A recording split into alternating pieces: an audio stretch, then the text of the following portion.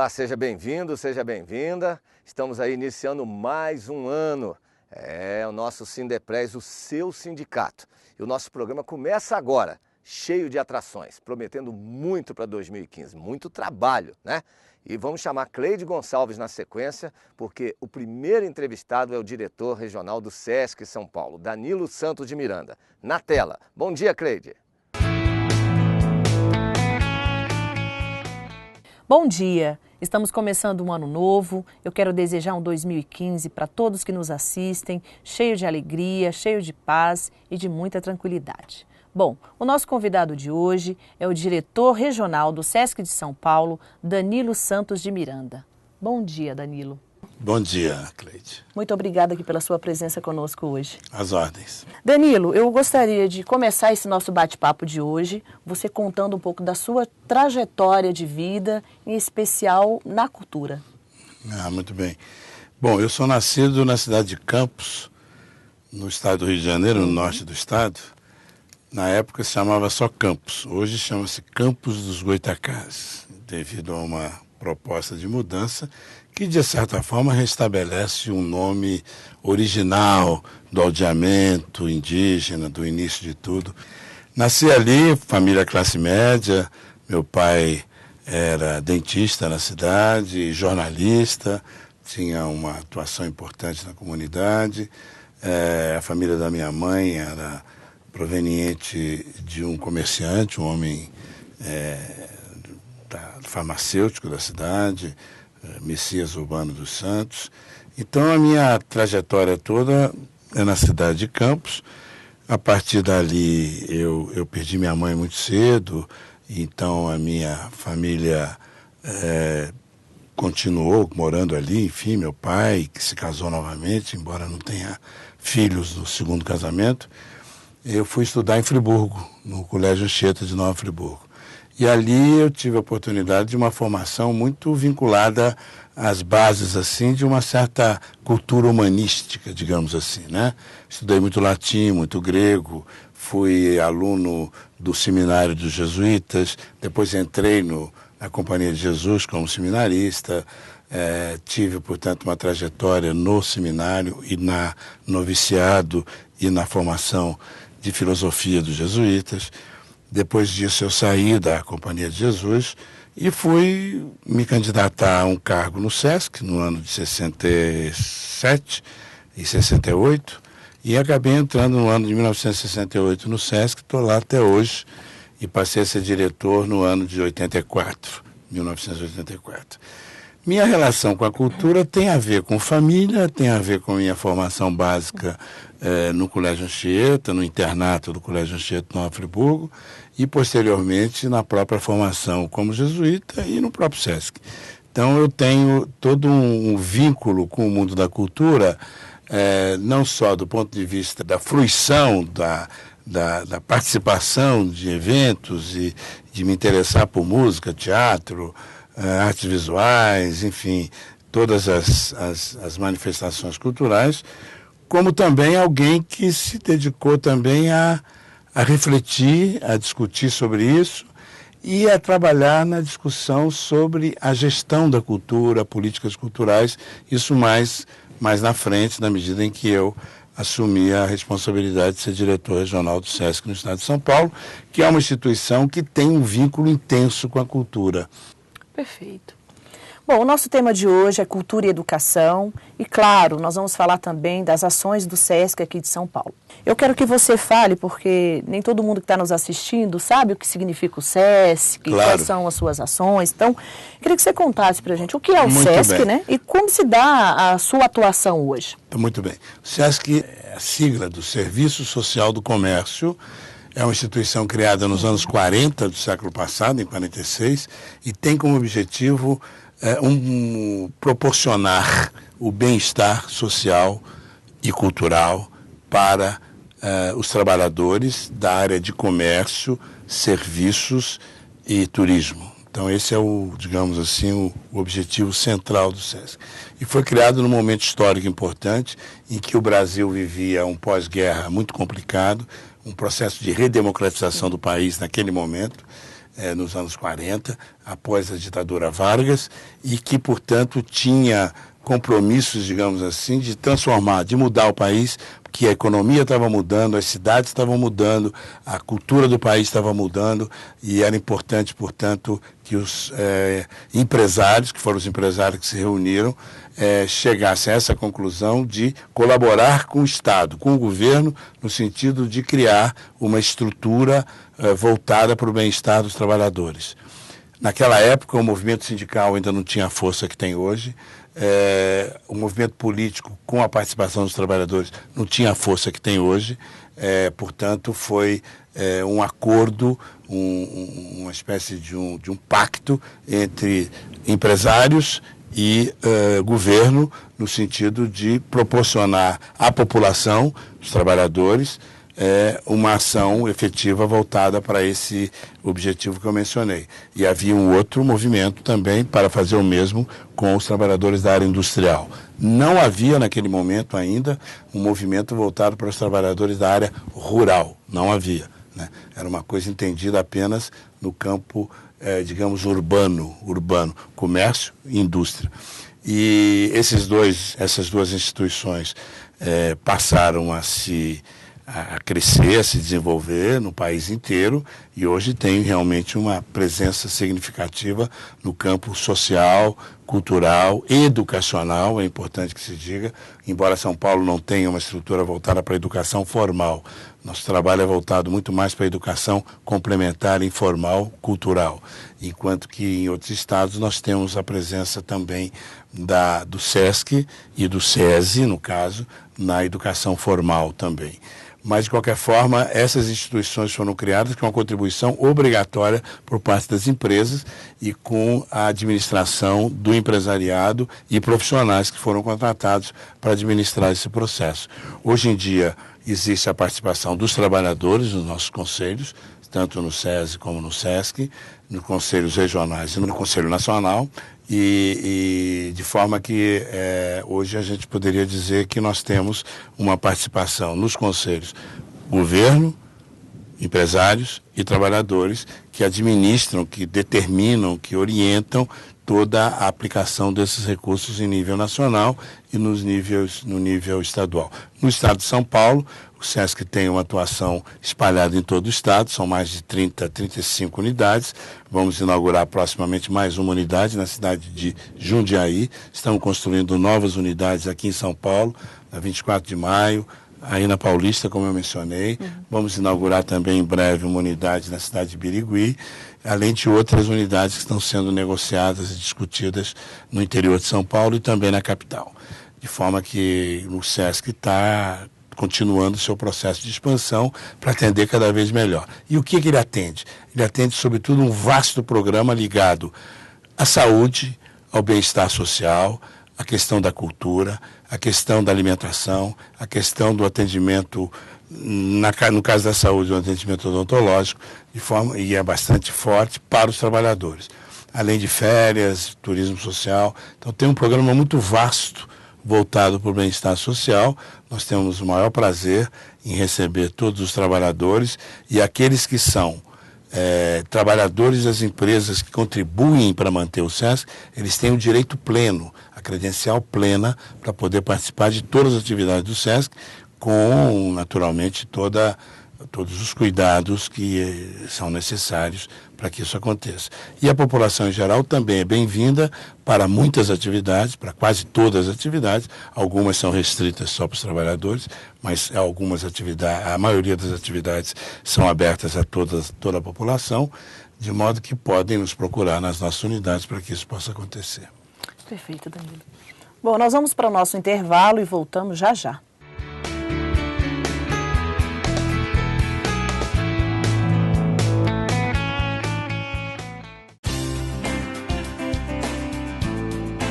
Construída em frente ao mar, na Vila Tupi, na Praia da Enseada, a colônia de férias Bertioga tem capacidade para alojar 118 pessoas. São 36 quartos, com capacidade para 4 pessoas cada. Há ainda 2 quartos no térreo adaptados para deficientes físicos, com rampas de acesso.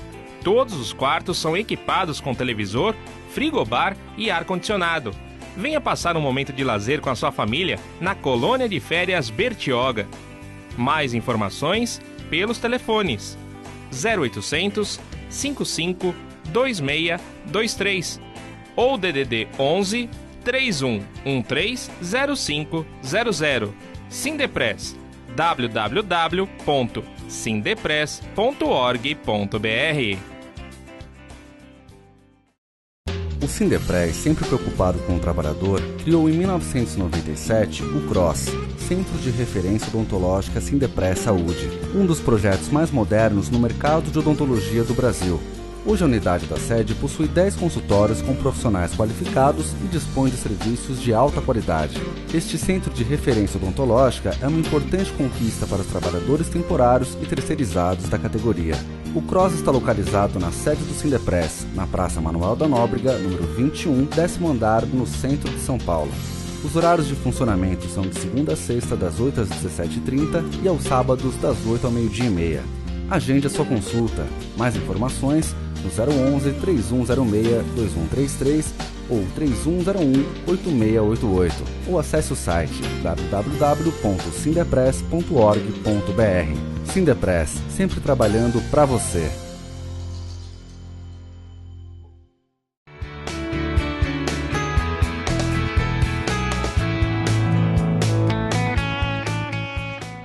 Voltamos com o nosso convidado, o diretor regional do SESC de São Paulo, Danilo de Santos Miranda. Danilo, eu queria que você falasse um pouco. O Brasil, ele sofre hoje com a falta de gestores em cultura?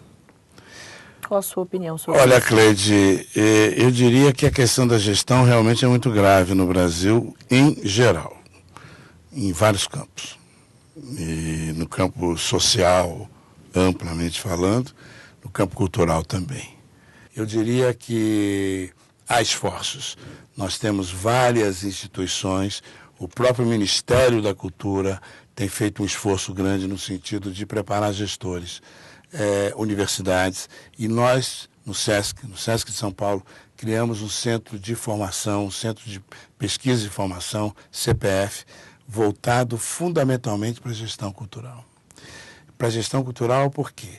Porque nós necessitamos de gestores que, primeiro, conheçam, se informem, estudem, saibam o que é a realidade brasileira, a realidade mundial, a cultura, é alguém que tenha informações básicas a respeito do que nós somos, quais são nossas características, as nossas possibilidades, enfim, alguém que tenha essa força, esse conhecimento. Sem informação não se faz nada.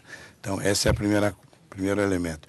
O segundo elemento, quais são os métodos, as possibilidades, as maneiras de agir, o lidar com pessoas, lidar com artistas, lidar com o dia a dia de todas essas questões da produção, a sofisticação da produção.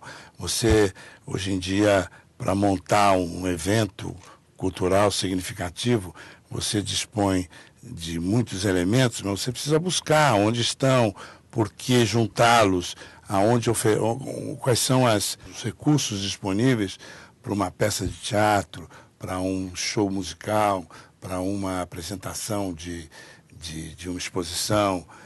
E nós estamos começando a sofisticar um pouco isso. É uma preparação bem profissionais, intensa, né?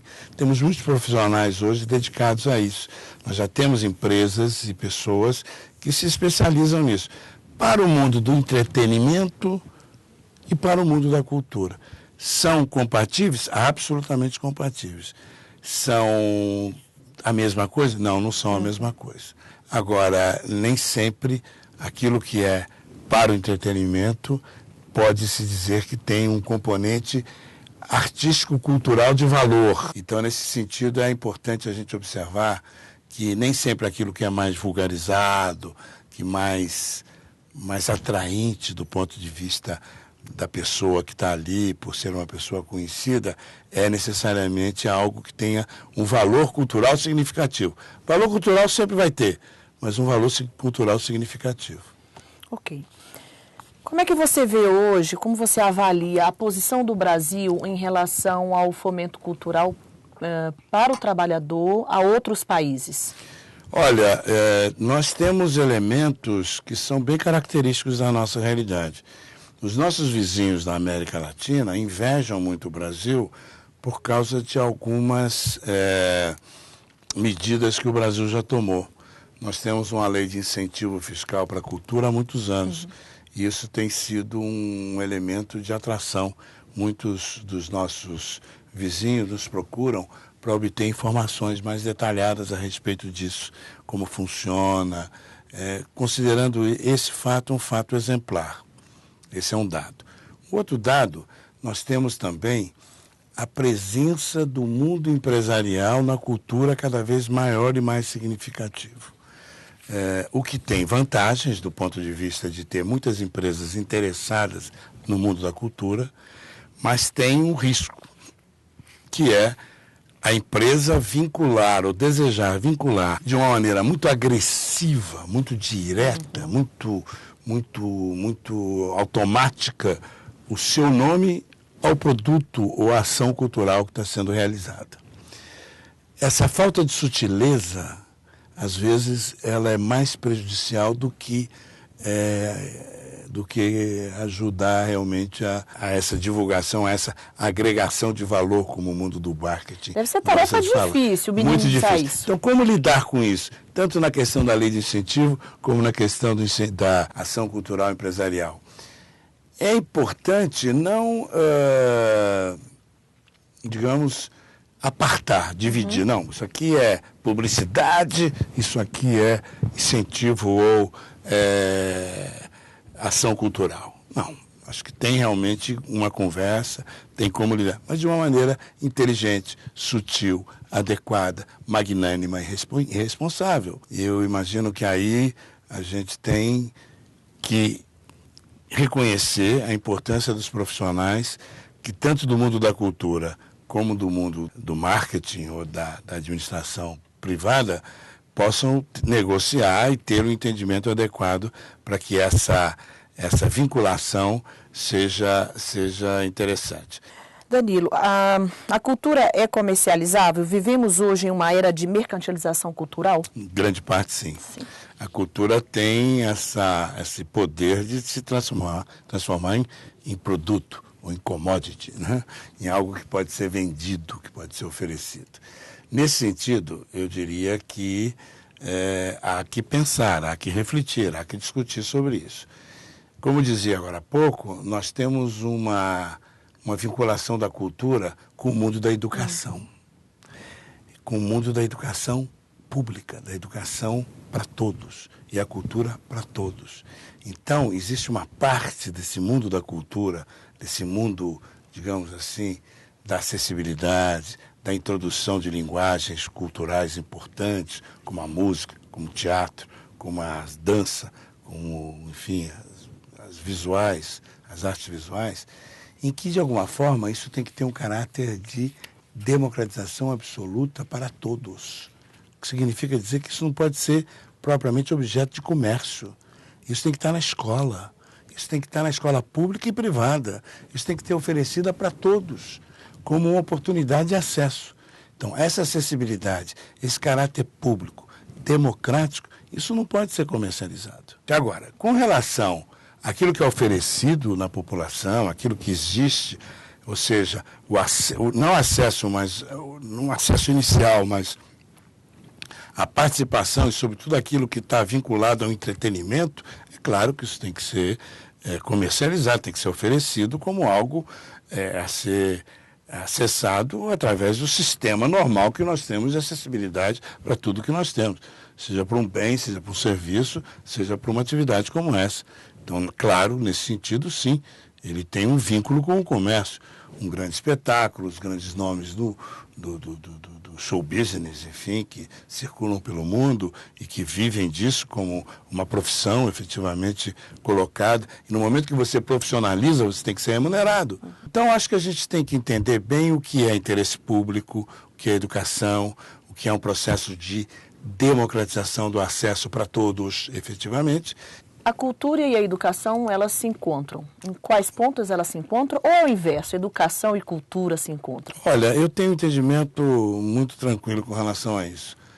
Nós vivemos um processo cultural, que eu poderia chamar de educacional permanente, da educação permanente, desde o momento que a gente abre o olho na vida, né, e até o momento que a gente fecha o olho definitivamente. E o Brasil é um país curioso nesse aspecto e contraditório. Nós temos uma população escolar, na escola regular, do pré-pré até o pós-pós tudo, né? Da criancinha até o indivíduo que está lá já com seus, na fase adulta como pós-doc, pós-doutor, ou o que seja. Quando você junta tudo isso, dá uma população imensa no país. Todos os que estão estudando, professores, funcionários, de tudo quanto é instituição escolar, desde a pré até a universidade. No entanto, o nosso consumo cultural, livro, CD, participação até no cinema, é pífia em comparação com essa população imensa.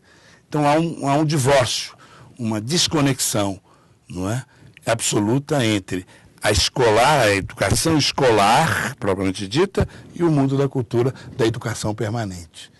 Então, o meu grande esforço, o esforço que nós fazemos, é tentar diminuir esse gap, essa diferença, para que as pessoas se acostumem cada vez mais a ver nas manifestações culturais, as mais diversas, a oportunidade também de se informar, de aprender, se desenvolver, melhorar suas vidas e, com isso, se tornarem cidadãos melhores. Danilo, eu quero agradecer a sua participação aqui conosco hoje. Muito obrigado por ter aceitado o nosso convite. Figueiredo, é com você. Bom, nós vamos para um intervalo, mas antes aparece aqui na telinha o nosso telefone. É muito importante você se associar neste ano de 2015. Ano novo, vida nova. Sindicato Forte é um sindicato com associados. Participe. Intervalo e voltamos já já.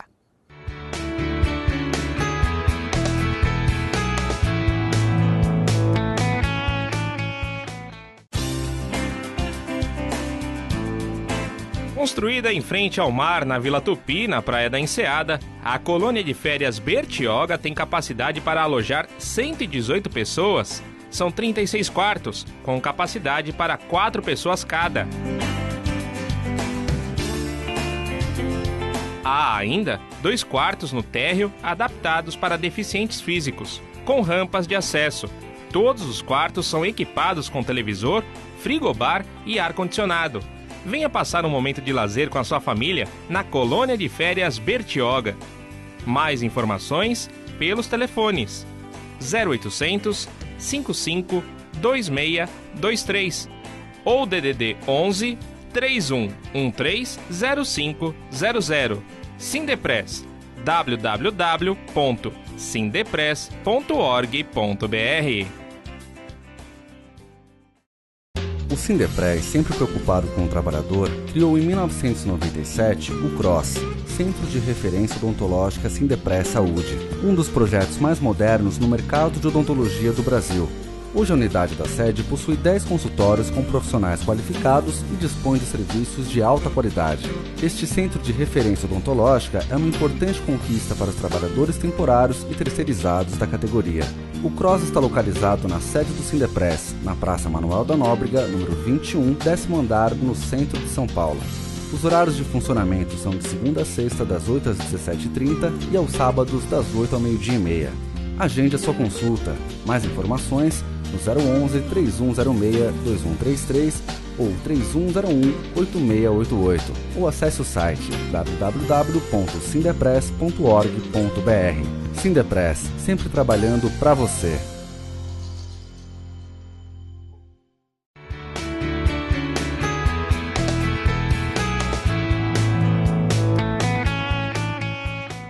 É o nosso Sindepress no ar e agora chamando um quadro que eu gosto muito, que você já acostumou no ano passado e esse ano também não vai parar de ver. Sindepress do Bem, no ar.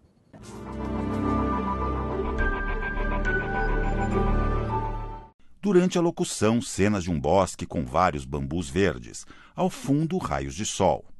Em seguida, surgem fotos desfocadas em sequência de alunos realizando atividades. sobre um fundo branco, logo da Fundação Dorina e Tânia Bulhões, Visão de Amor. Logo após, sequência de fotos com momentos dos alunos em aula. Em fundo branco, animação com fotos do rosto dos alunos que surgem ao redor do logo da Fundação Dorina e que em seguida se fundem a ele. Como num bosque de bambus, suas raízes tornaram-se firmes. Seu crescimento acelerado gerou varas flexíveis que se renovam e permanecem fortes a cada novo florescer, mesmo com todos os desafios que a natureza impôs. Sua vitalidade exigiu cuidado no plantio de sementes sadias, otimismo para o sol aquecer, chuva para fortalecer, paciência para crescer e, acima de tudo, trabalho e dedicação para nutrir as raízes. Hoje é o dia de brilhar e celebrar as suas raízes pessoais e profissionais que foram nutridas e transformadas com tanto esforço. Por isso, temos orgulho de celebrar a formatura da 3ª turma do curso de Avaliação Olfativa, iniciativa da empresária Tânia Bulhões, em parceria com a Fundação Dorina Noil para Cegos. Vamos aplaudir os alunos que semearam o sucesso em busca de seus sonhos e agora colherão recompensas em sua carreira como avaliadores olfativos, uma profissão tão essencial ao que os olhos não podem enxergar. Bruno, Elizabeth, Esther, Gabriela, Giovana, Milena e Patrícia. O conhecimento adquirido na Fundação norteará suas próprias jornadas. As experiências sensoriais, aulas externas, conhecer ingredientes, matérias-primas e fragrâncias, visitar empresas parceiras, só enriqueceram o conhecimento adquirido por vocês. Lembrem-se que é preciso muita fibra para chegar às alturas e, ao mesmo tempo, muita flexibilidade para se curvar ao chão e não se deixar quebrar. Não deixem de cultivar seus bosques com persistência e paciência, pois vocês merecem alcançar todos os seus sonhos. Sucesso! Ao final do vídeo, foto em plano aberto dos alunos, professores e coordenadores do curso de avaliação olfativa. Eles sorriem e posam para a foto em um gramado verde. Muito bem, desejando aí um feliz ano novo ao presidente Genival Bezerra Leite, chegando o quadro especial, é a palavra do presidente aqui no Sindepres no ar.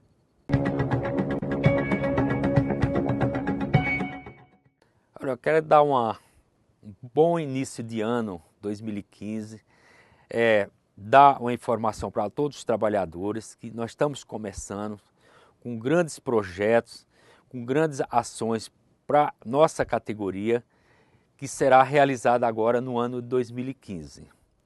Como também dar a parceria que existe hoje entre nós e o SESC, que já vem há anos, e nós usamos muito essa parceria dentro do esporte, principalmente o futebol, que é feito em todo o estado de São Paulo, nas regionais do SESC, e também a grande contribuição foi o SESC abrir as portas para que o nosso trabalhador se associe ao SESC, use todas as suas estruturas, não só aqui em São Paulo, como no interior, no litoral. E agradeço também ao Danilo por ter dado essa oportunidade ao nosso trabalhador que precisa e muito de lazer. Muito bem, você sabe que o nosso programa passa de forma inédita sempre aos sábados, às 12 horas, e aos domingos a reprise. Então, como hoje é véspera do aniversário de São Paulo, eu já aproveito para desejar aí um feliz aniversário a essa cidade maravilhosa e ao seu povo. Nós que moramos aqui em São Paulo, amamos essa cidade, porque 25 de janeiro é o aniversário de São Paulo. Grande abraço a todos, peça, acredite e receba. Até a próxima!